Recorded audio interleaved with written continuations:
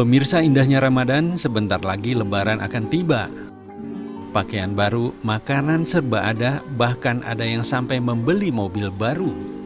Persepsi bahwa Lebaran identik dengan pakaian baru memang telah melekat bertahun-tahun lamanya. Selain untuk merayakan kemenangan dalam mengendalikan hawa nafsu selama Ramadan, momen Idul Fitri juga kerap diidentikan dengan saat di mana ajang pembuktian prestasi atau kesuksesan. Maka tak heran beberapa pihak yang merasa telah memetik keberhasilan itu menggelar pembagian zakat yang dipublikasikan di banyak media. Banyak juga warga yang memborong segala macam pernak-pernik untuk Lebaran. Terlebih lagi, setiap pusat perbelanjaan selalu menawarkan potongan harga. Bahkan, diskon tersebut makin mendekati hari Idul Fitri, makin besar angka potongannya.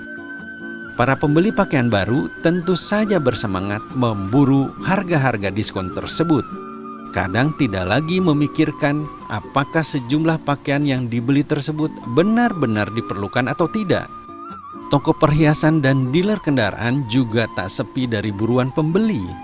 Jelang Lebaran ini, para pembeli juga menginginkan di momen Idul Fitri tersebut tampil wah dengan kendaraan teranyar. Namun, apakah model seperti itu yang diajarkan oleh Islam? Apakah Idul Fitri jadi ajang pemborosan dan pamer kemewahan? Tema inilah yang akan diperbincangkan bersama para narasumber di Indahnya Ramadan hari ini. Selamat mengikuti. Pemirsa, kalau kita saksikan tayangan tadi di mana banyak sekali orang-orang yang sudah mendekati ke Idul Fitri, mulai berbelanja, ya, mulai menyiapkan pakaian untuk bisa dipakai mudik mungkin atau dipakai bersilaturahmi. Tapi jangan lupa bahwa inti dari Idul Fitri bukan adalah pemborosan dan jelas-jelas bukan untuk pamer kemewahan. Nah, seperti apa? Mungkin Gusan bisa memulai. Apa yang harus kita terapkan di hati kita? Kalau kita sambungkan dengan pembicaraan tadi, bisa jadi pelaku orang pemudik yang emosi di jalan, itu niatnya adalah mau pamer di kampung. Waduh, bagaimana tuh Gus? Bisa jadi, karena niatnya nggak fokus kepada dalam rangka silaturahim gitu kan. Iya, kalau betul. orang niatnya silaturahim, niatnya ingin berbagi kebahagiaan, niatnya untuk dalam rangka menjadi bagian dari Ramadan itu sendiri, maka dia pasti bisa menjaga emosi. Lebih tenang ya? Lebih tenang dan sebagainya. Nah, bagaimana dengan orang yang selama ini bisa diindikasikan orang-orang yang tujuannya pamer dan pamer kesuksesan dan sebagainya, maka yang perlu dilakukan sama orang seperti mereka itu adalah bermuhasabah. Apakah saya sudah pantas untuk bisa memamerkan ini karena ada yang lebih sukses daripada saya? Ya kan, ada yang lebih makmur daripada saya. Maka belum pantas kita melakukan seperti itu gitu. Tetapi kalau misalnya niatnya kita dalam rangka membahagiakan kedua orang tua kita, apalagi orang tua kita itu kan mungkin orang tua kan macam-macam nih, melihat standar kesuksesan itu kan macam-macam. Ada yang cukup dengan membawa oleh-oleh sebingkis ini, ada yang membawa dengan istrinya, membawa anaknya dan cukup dengan seperti itu saja. Ada yang harus dibawakan apa. Nah, kalau itu dalam rangka menjawab keinginan orang tua, itu sah-sah saja. Karena kita nggak ada waktu untuk mengingatkan kepada orang tua harus seperti apa kan? Maka kalau misalnya kita kembali ke kampung dalam rangka membahagiakan orang tua, aku tahu kok maunya orang tuaku ini apa biar hatinya bahagia. Nah, itu insya Allah akan mendapatkan pahala dalam rangka membahagiakan kedua orang tua. Itu niatnya lain. Niatnya lain.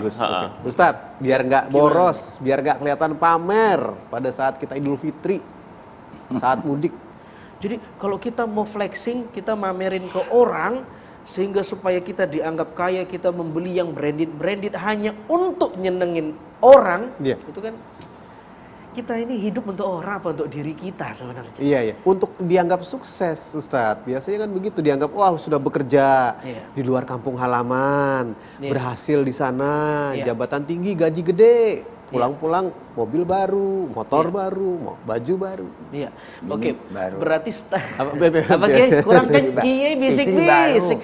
Istri baru. Kurang kenceng.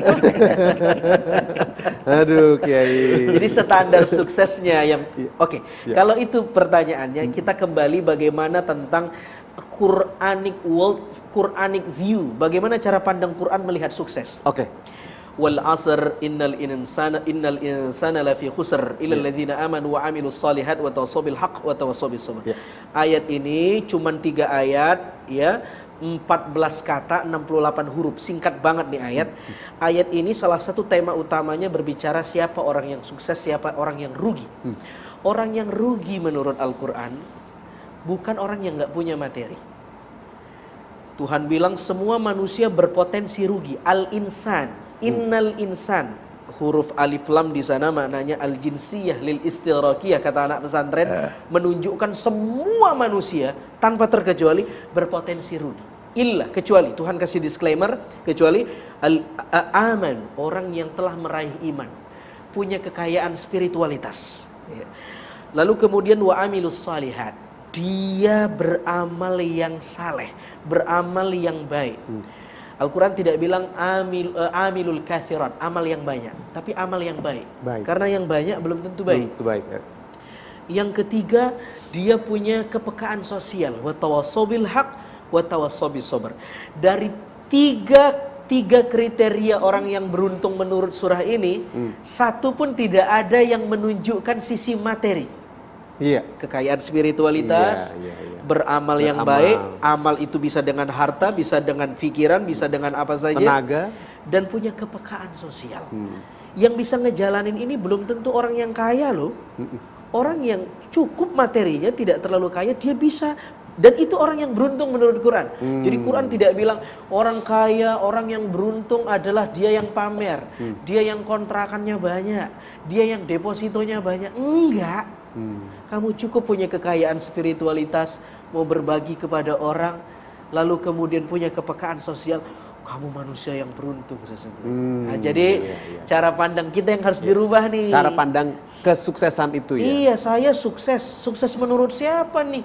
Sukses menurut teori siapa? Oh, saya pengen sukses menurut Al-Quran deh. Menurut Al-Quran, untuk dianggap sukses nggak perlu flexing, nggak perlu pakai branded. Cukup 3 poin itu. Iya, oke. Kiai, untuk bisa menjaga hati kita agar tidak boros, agar tidak sombong. Semuanya adalah berangkat dari peran Ramadan. Ya. Suksesnya Ramadan akan melahirkan seperti apa yang Allah inginkan kepada kita. Ramadan bukan kita untuk berboros. Justru Ramadan kita untuk bisa pandai mengatur ritme untuk kepentingan hidup kita. Lihat dari makan 3 kali dibikin 2 kali. Artinya hidup jangan hanya mikirin makan.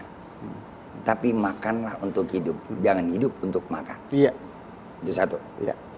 Yang kedua, Ramadan yang kedua mengajarkan kepada kita bagaimana kita hidup untuk sadar diri dan bahwasannya kita ada selalu dipantau dan dilihat oleh Allah. Kita puasa. Yang tahu kita puasa siapa? Sendiri. Allah. Dan diri kita. Diri kita. Apa orang lain tahu? Mas Bram puasa? Belum tentu. Iya. Walaupun kita seperti bagaimana orang puasa, tapi kalau kita nggak puasa, orang tahu nggak? Nggak tahu. Nggak tahu. Ini menyadarkan kita, bahwa kita hidup ini yang tahu diri kita sama Allah. Allah selalu mantau kita. Jadi ketika kita mau pamer dan kita mau boros, kita bertanya diri kita, semuanya dari mana? Kan dari Allah. Iya. Yang kita mau pamerkan dari mana? Dari Allah. Mau pamer kenapa? Buat pamer manusia. Puasa nggak bisa kita pamerin. Ada orang mau pamerin lapar. Ada orang mau puasa pamerin mulut, yang mulutnya yang bau. Enggak. Kalau masih orang yang namanya suka pamer-pamer ketika hari raya, ini adalah orang bukan yang nggak berhasil, belum sampai tingkatan puasa sebagaimana yang Allah harapkan. Maka puasa itu ada 3 tingkatan kan? Iya. Puasa awam, puasa khas, khawasul khawas. Dia ada di mana ini puasa awam doang nih? Cuman ramen puasa doang. Kalau ibarat yang namanya artis nih, dia tim penggembira nih. Ya, tahan dulu deh, Kiai. Nah ini kayaknya agak panjang, menarik kalau kita bahas lebih dalam lagi tentang 3 tahapan puasa ya. Ya, puasa yang seperti apa dan kita, saya, Anda.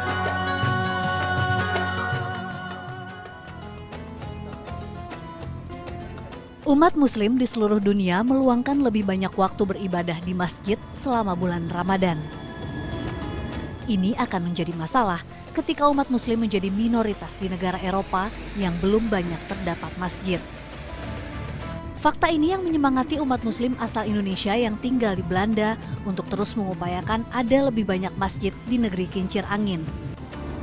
Saat ini ada hampir 2 juta warga Indonesia ataupun keturunan Indonesia yang tinggal di Belanda. Sejauh ini mereka telah meninggalkan jejak syiar Islam dengan membuat 7 masjid di seluruh negeri Belanda. Salah satunya Masjid Al-Hikmah yang berada di Den Haag. Uniknya, masjid ini awalnya adalah bangunan gereja yang sudah sepi jemaatnya. Pengalihan fungsi gereja menjadi Masjid Al-Hikmah terjadi di tahun 1990-an berkat sponsor dari Duta Besar RI saat itu yang juga seorang pengusaha, almarhum Probo Sutejo.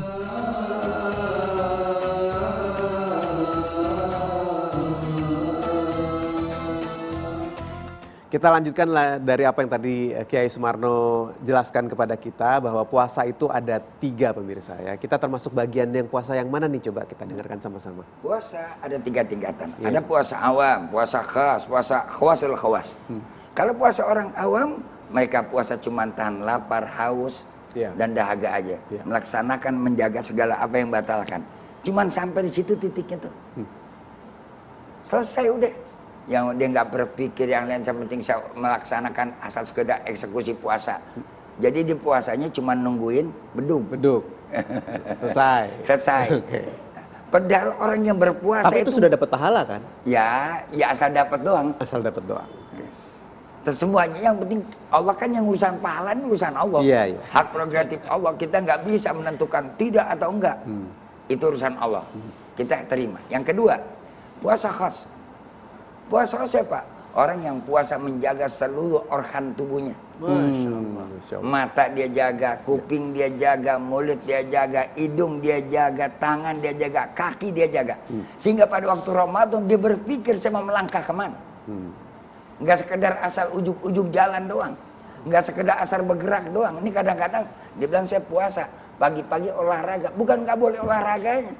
Tapi ketika kita olahraga lari pagi, mampu nggak kita jaga mata? Nah, Allah kita kagak lihat kelihatan, dilihat juga menakjubkan, kan maju kena mundur mentok kita. Allahu Akbar. Saya laki-laki Mas Bam, saya masih sehat, masih waras. Masih Kiai? Mas, orang bilang kata Ustaz Kiai juga Ustaz manusia. Begitu kita olahraga lari pagi ngelihat yang begitu. Berarti jangan lari pagi olahraga. Nah makanya kita berpikir daripada kita lari malam. Kemana kita? Mendingan kita jalan lari ke masjid. Oh, Masya Allah.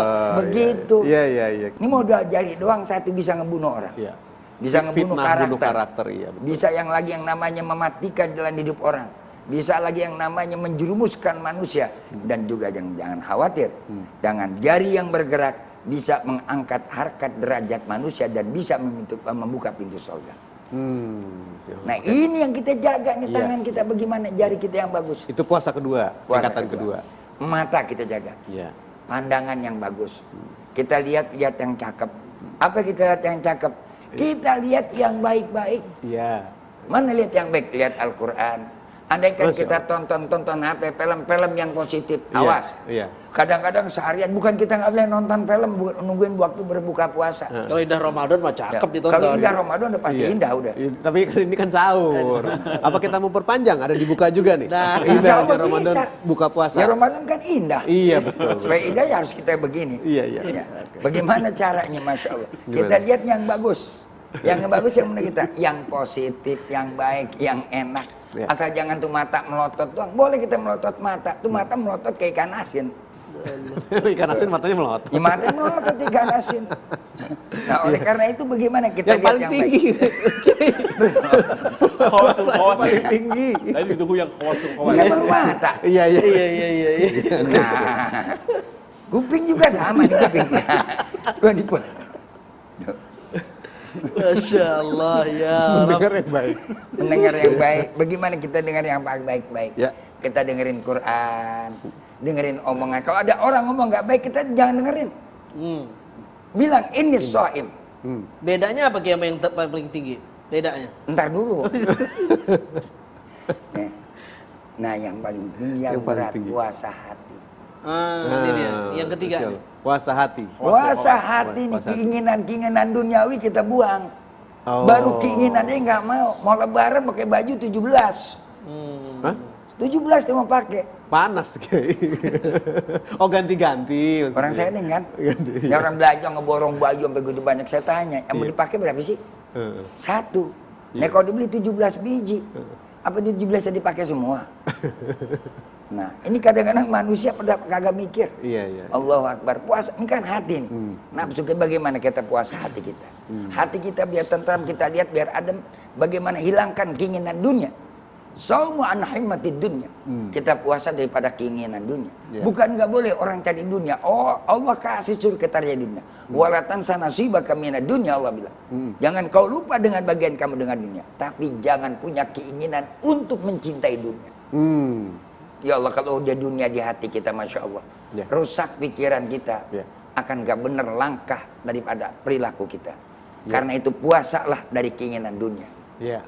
Baik, oke. Terakhir, Gus, mungkin bisa juga sekaligus menjadi kesimpulan bagaimana di Idul Fitri ini kita bisa menjaga supaya kita tidak boros, supaya kita tidak sombong, pamer-pamer, dan tetap sesuai dengan ajaran Islam. Ya, saya ingin melihat dari sisi yang lain di terakhir ini. Jangan-jangan ketika kita melihat orang itu sombong, diri kita yang masih belum siap melihat itu sebenarnya. Jadi kita yang minder gitu? Iya, bisa jadi karena kita mau sombong tapi nggak bisa. Nah, ya kan? Maka kita harus tata hati kita semuanya. Itu semuanya bisa terjadi karena ketidaksiapan kita, ketidaksiapan mental kita untuk melihat sesuatu yang lebih tinggi daripada kita.